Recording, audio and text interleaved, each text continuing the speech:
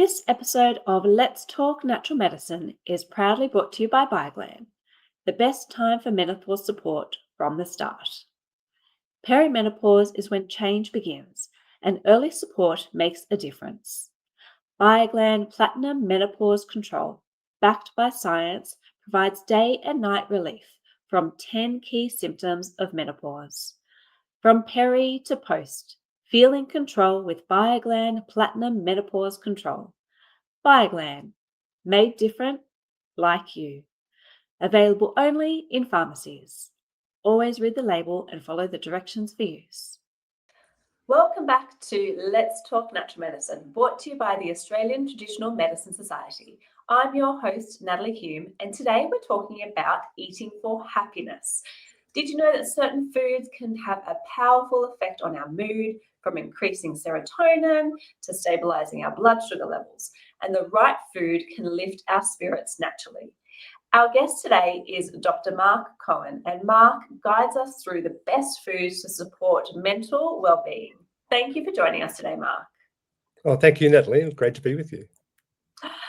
Thank you. And what a great topic to talk about, food and happiness. So to begin with, could you share how the foods we eat can affect our mood and the levels of our mood-related hormones? Oh, that's a huge topic. Yeah, we can cover some of that, but that's a massive topic, and it happens at so many levels. It happens at a biochemical level, happens at a microbiological level, happens at a social, holistic, cultural level. And I mean, eating is one of the greatest joys in life. We need to eat to sustain life, but the foods that we eat have a massive impact on our health, but also our mood, and that starts from even before we even take the food into our mouth. Just the environment that you're eating, the smell of the food, the anticipation of the food. And I mean, I know it makes me really happy when I'm eating food that I've grown myself, when I've cooked it myself, and when I'm sharing it with other people. And then having some sort of acknowledgement of that. So in virtually every culture, there's a tradition of ritualizing eating, having grace before meals, having acknowledgement where the food comes from, acknowledging that when you eat, you're becoming part of this natural cycle of creation and destruction.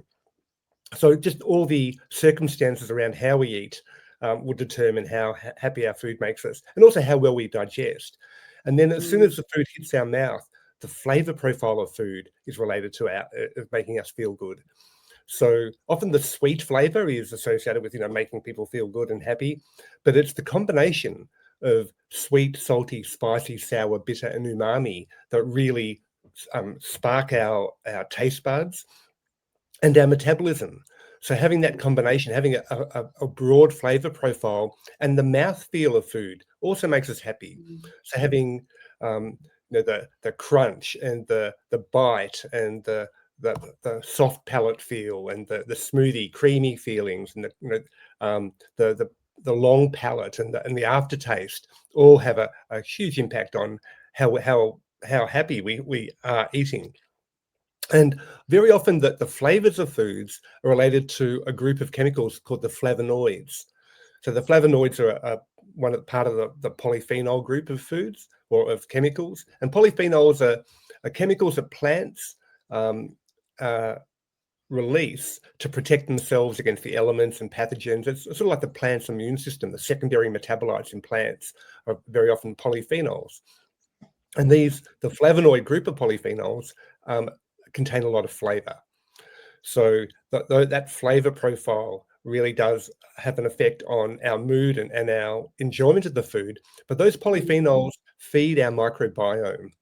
Now, polyphenols have their own properties, and they're often antioxidant, anti-inflammatory, anti-diabetic, anti-cancer compounds. The healthy longevity compounds are often polyphenols.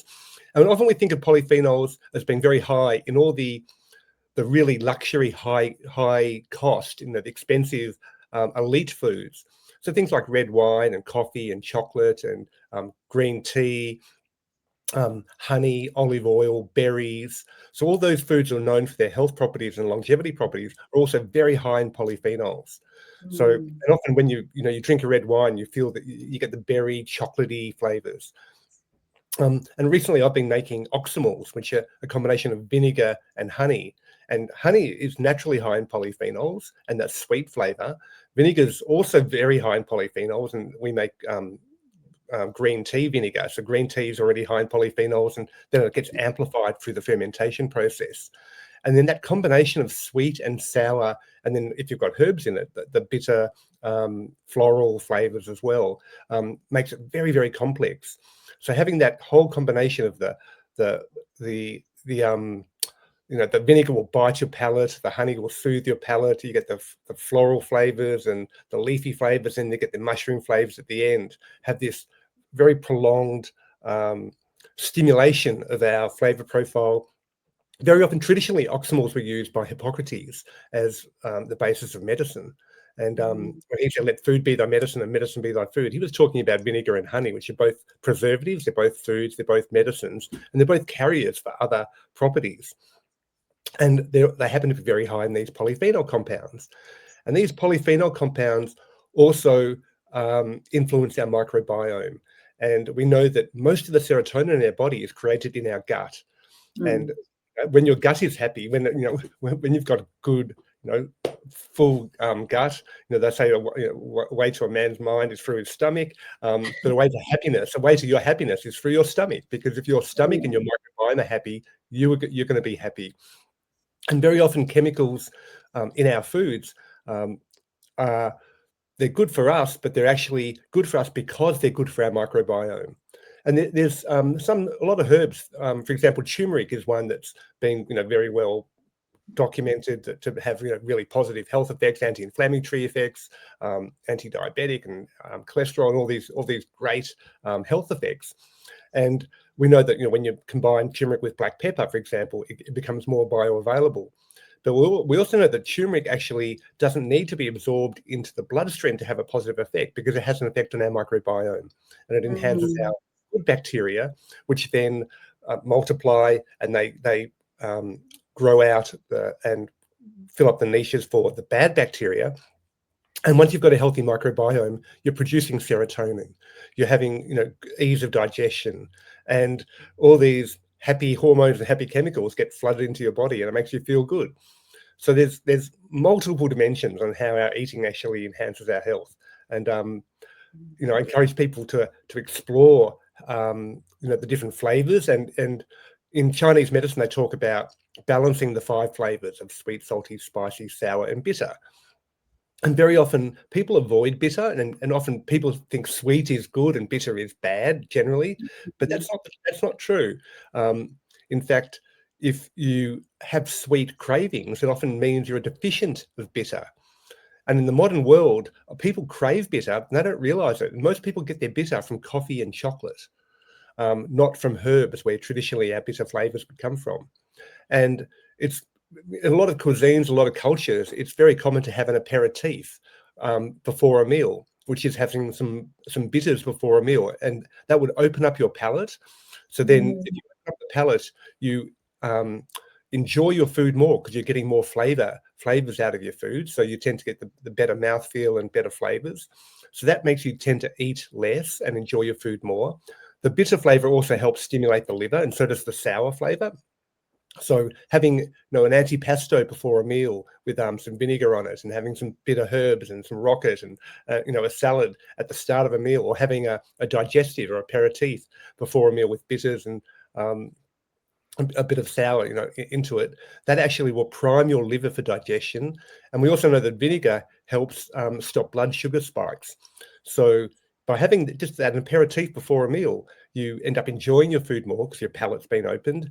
You eat slower, and you digest better because your liver's being primed. And you don't get that blood sugar spike at the end of the meal, which means you're not craving dessert, because your blood sugar's gone up and then down, and then you're craving the dessert at the end of the meal. So this is like a traditional practice in most cultures, but we're unraveling the scientific basis for these practices, which are really designed to enhance digestion and enhance enjoyment, but they also enhance our happiness and our longevity and our health. I love that, and I love how you're really going back to that traditional type diet. And I guess there's been so much research in, the blue zones at the moment, the people that are the happiest as well. They do all this, don't they? Culturally, food is a really big part of their family, isn't it? Which I love, and I think that's what we need to get back to, a bit more of the basics and the traditional foods, which I love. Yeah, I'm a big fan of not following diets per se. I mean, I Yeah, wrote the book on herbs and supplements, so I've learned a lot about herbs and supplements. But I'm actually a bigger fan of following cuisines, because cuisines have cuisine. been tried and tested. They're empirically tested over hundreds, if not thousands, of years, and each Mm, cuisine will have a broad spread of flavors. Generally, each cuisine has its own fermented, cultured food that's living. mm, So it'd be traditional to have something living with your meal, whether it's a bit of yogurt or kimchi or sauerkraut or pickles or something that's alive on your plate, and not very much, mm. but and that brings the sour flavor in, but also brings all the probiotics and all the prebiotics and the symbiotics and the postbiotics into the fore. So these were done traditionally, and yeah, I think if we follow cuisines, we're probably going to be um, on a better footing than if we just follow the latest fad or counting calories or just measuring different macro or micronutrients, which I think it Yeah. becomes very difficult to do. Yeah, absolutely. And for you as an integrated doctor, I know you've got a huge focus on nutrition and mental wellness. So, what led you down that path, and what have you seen as positive changes in clients or in people that you know who have really used food to support happy mood? Well, I mean, my whole career has been, how can I learn to be the most happy and fulfilled for myself? So, what are the things that will make me happy and fulfill me, and that I enjoy? And that's been an ongoing, and I'm still learning. But so that's led me down paths of bathing and doing contrast bathing and and looking at herbs and supplements and foods and cuisines, and now I'm exploring oxymores with honey and vinegar and different herbs and using leaves, roots, flowers, fruits, and fungi, and which one of those, and how do you combine those to get different properties and different feelings. Um, so that's been a lifelong journey, and I'm still on that journey very much so. Um, and in the modern world, I mean, what I've seen is there. I mean, 30% of the population are either diabetic or pre-diabetic. We have this unhealthy relationship with sugars, and one of the things that make people um, dysregulated in their mood is blood sugar spikes. And there's a whole lot of factors that go into making blood sugar spikes, but certainly having processed sugars and having lots of um, you know high sugar foods is a big factor in that. But there are many things we do traditionally that would counter that. As I say, like having some vinegar at the start of the meal, and you wouldn't have just bread by itself. You have bread with oil and vinegar, and the oil and the vinegar help slow the digestion of the carbohydrate and stop the big blood sugar spike. And I think that's a really important factor that a lot of people don't consider, is when you have a blood sugar spike, even if you're not diabetic, that's going to affect your mood. But then you also get a blood sugar drop, because then the insulin has to come in and pack away all that sugar into the system, which makes you more likely to put on weight and become fat. But it also makes you hangry. You get this low sugar, and then you're desperate to boosting that up. So you end up eating out of impulse rather than eating out of satiety. And recently, I was um, thinking about all the different things you can do to reduce blood sugar spikes, and I've turned that into a poem, which I'm really happy to share. It's a very short poem, but there's 20 essential sugar hacks in this one poem, and I think it summarizes a lot of my approach to eating because it's quite holistic. So I'd like to share that with you, and it's quite simple. So it's the 20 essential sugar hacks are: eat food in the right order, fiber, fat, and protein first. Add a dash of vinegar. Let filtered water quench your thirst. There's no need for counting calories. Just leave the sweets till last. And move your body after meals and avoid those naked carbs. And only eat when hungry. Extend your fast at night. And eat with grace and colour. And enjoy the feast in the first bite. And try eating with the seasons. Enjoy different cuisines.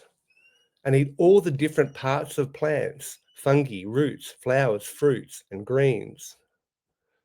And eat food of many flavors, bitter, salty, spicy, sour, and sweet. And eat living ferments with your meals. Give your gut biome a treat. And don't be rigid with your choices. And when a push becomes a shove, do what feels right in the moment and eat the foods you love. So that's a simple poem. And I think that last line of, don't get caught up in, macronutrients, micronutrients, how many calories. You need to, food needs to be something that you love to do, that nurtures you. I mean, you are what you eat and you are what you absorb from what you eat.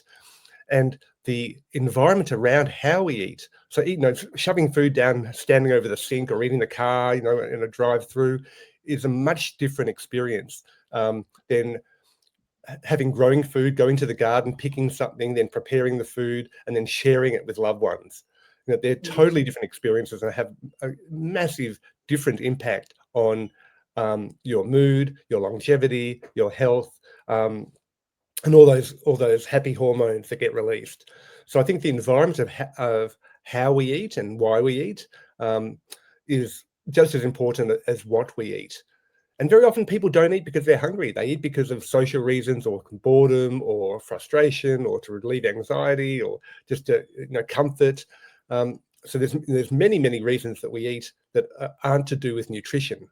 And I think merging all those reasons that all nurture us. And in that poem, there's one point that I think people don't realize is that having good quality water, like drinking filtered water, is so important when we eat, because our water isn't just water anymore. It's toxic tap fluid, and it's full of obesogens and diabesogens and carcinogens and toxins. And that then pollutes our gut microbiome. It changes our flavor profile. And then you don't enjoy the food as much. So having good quality water and drinks, whether they're fermented drinks or not, what you wash your food down with is really important, as well as what you eat. What an amazing poem. Thank you for sharing that with us, Mark. I think that was a beautiful, well-set poem, and I'm going to be making sure I'm bringing that into my daily enjoyment of food. So let's now dive into maybe some more key nutrients. Now, you've talked about polyphenols and things like that, but there's so many other, I guess you've talked about water as well. There's so many other ways we can really make sure we're getting really good food into our diet to boost our mood, maybe like our omega-3s or magnesium-rich foods, probiotics, which you've talked about, or living food. So can you give us any more tips in that area, please? Sure. Another big one is carotenoids. So it's a whole nother class of chemicals, and carotenoids are these fat-soluble antioxidants that are in yellow, red, and orange foods. So eating foods of many colors. So you've got the anthocyanins, which are the blue colors in berries and grapes, and dark red, and they've got the resveratrol and those chemicals. But then the carotenoids are these yellow, red, and orange chemicals that actually color our skin. And there's a clinical test. If you look at the palm of a vegetarian, if you stretch it open, in the creases of the palm, you'll see a slight yellow tinge. And that yellow tinge is due to the carotenoids, which end up helping color our skin.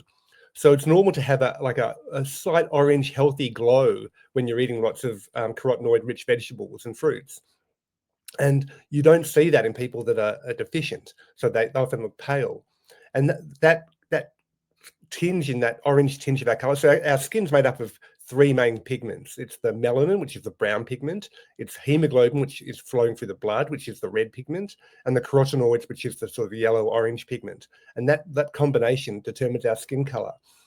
And the carotenoids are these antioxidant fat-soluble chemicals that protect us from sun damage. So they're in your skin, and they're a natural sunscreen.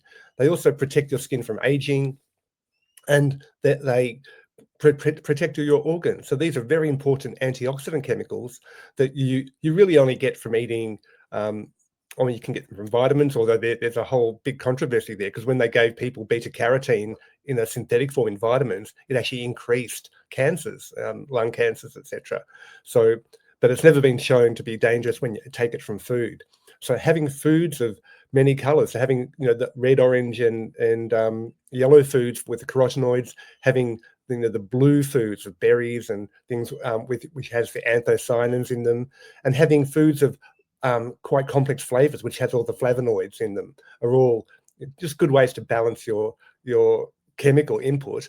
But it's really, they're enjoyable. That these add to the quality of your eating experience. And if someone was looking at obviously adding in omega-3s, I think we finally talk about omega-3s. What type of, we want to be careful of not adding in extra heavy metals or mercury and things like that. So do you recommend people adding in omega-3s from nuts and seeds or small fish, things like that, to also make sure we're getting those rich omegas in our diet? Well, absolutely. I'm a big fan of diversity. So having a diverse diet, so having nuts and seeds and small fish. I mean, unfortunately, there's so much growing toxicity in the world, and as you go up the food chain, toxicity increases up to 10 million times. So if you're going to eat fish or animal food, it's much better to have organic and raised animal food or dairy. And it's much better to have small fish rather than big fish, because what happens is now you've got microplastics, polluting every part of the planet. And the phytoplankton will grab onto, and actually the microplastics grab onto other chemicals.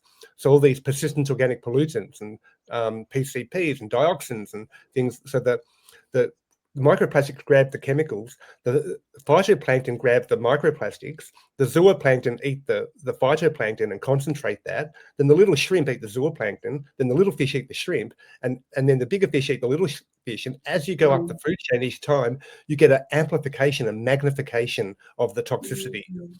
So it's good to eat low on the food chain where possible.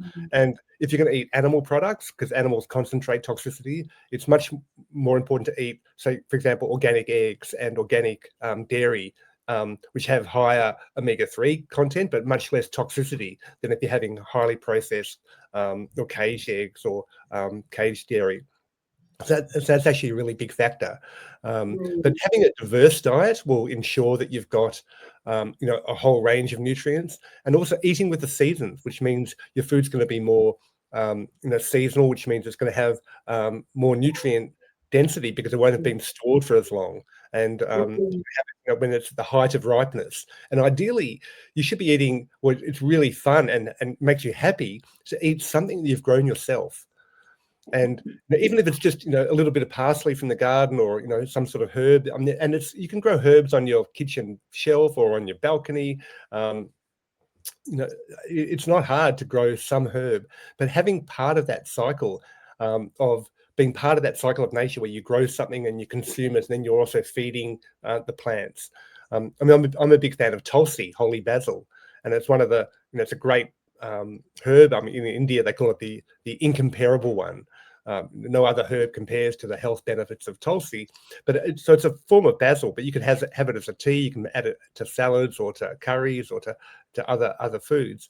But it's something that you can actually just pick every day. You can grow it. It grows prolifically all throughout Australia. I mean, it doesn't like frost.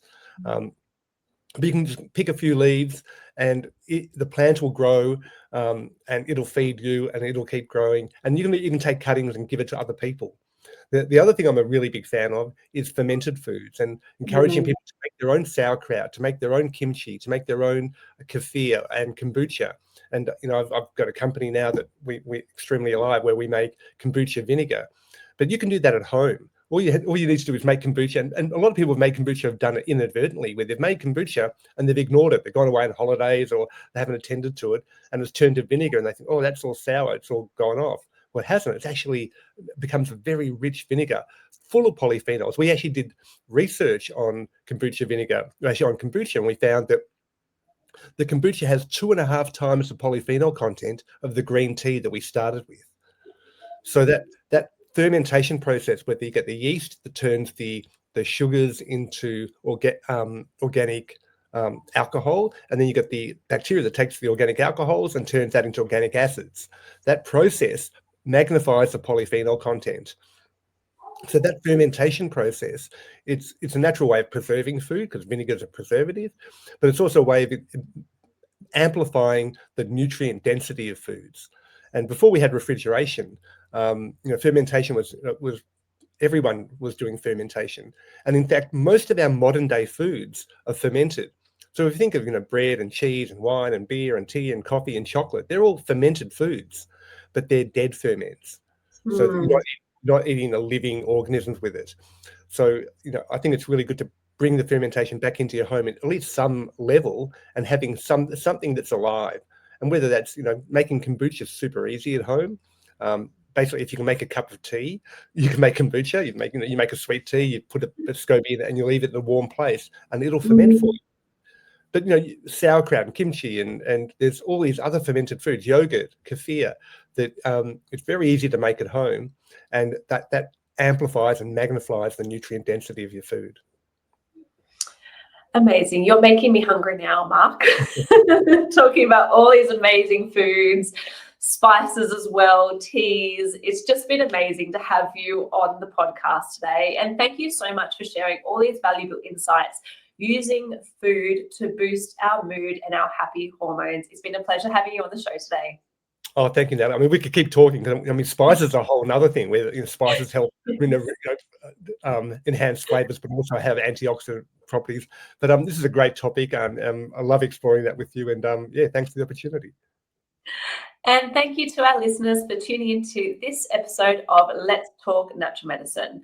To find a qualified practitioner, make sure you visit atms.com.au and click Find a Practitioner. And while you're there, don't forget to sign up to our Friends of Natural Medicine newsletter, where we're going to be sharing so much more yummy, healthy recipes, mood-boosting foods, and nutrition on wellness.